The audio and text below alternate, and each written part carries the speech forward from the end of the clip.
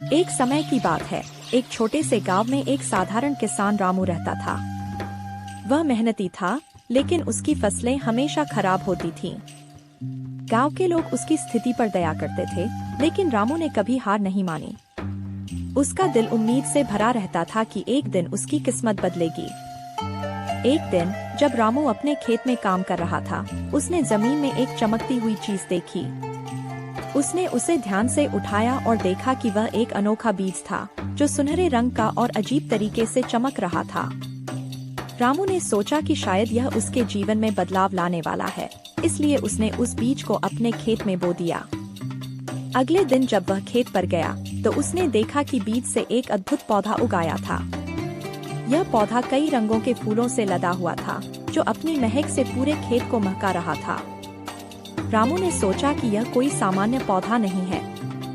उसने धीरे धीरे एक फूल को छुआ और अचानक उसके मन में एक इच्छा आई, अपने खेत की फसलें हरी भरी हो जाएं। अगले ही क्षण रामू के खेत में फसलें लहलहाने लगी। उसके खेत में गेहूं, चावल और सब्जियों की भरपूर फसल हो गई। गांव के लोग जब यह सब देखे तो चकित रह गए। रामू की खुशहाली की खबर तेजी से पूरे गांव में फैल गई। गांव वाले रामू के पास आने लगे। एक बूढ़ी महिला जो हमेशा बीमार रहती थी, उसके पास आई और बोली, मेरे बेटे, मुझे अच्छा स्वास्थ्य चाहिए। रामू ने उसे एक फूल दिया। उसने उस फूल को छुआ और उसकी बीमारी तुरंत दूर हो गई।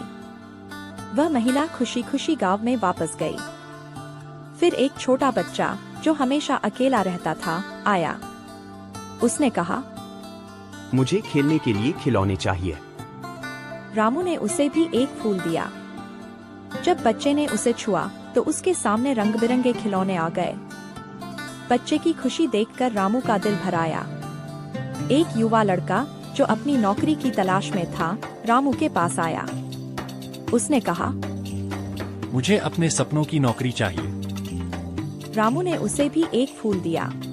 अगले ही दिन लड़के को नौकरी का प्रस्ताव मिला और वह खुशी से झूम उठा।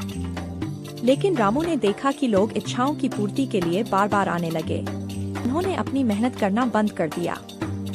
यह देखकर रामू चिंतित हो गया। उसने सोचा कि अगर लोग सिर्फ जादुई फूलों पर निर्भर रहने लगे, तो उनकी मेहनत और संघर्ष का क्या होगा। इसलिए उसने गांव वालों से कहा, मैं आप सबकी इच्छाएं पूरी कर सकता हूँ, लेकिन मैं एक शर्त रखता हूँ। आप सबको सच्चाई और ईमानदारी से जीने का वादा करना होगा। केवल तभी आप इन जादुई फूलों की शक्तियों का सही इस्तेमाल कर सकेंगे। गांव के सभी लोग सहमत हो गए। उन्होंने अपनी अपनी इच्छाओं को पूरा करने के बाद रामू के साथ मिलकर मेहनत करने का निश्चय किया। एक दूसरे की मदद की और धीरे धीरे गांव में खुशियां लौट आईं।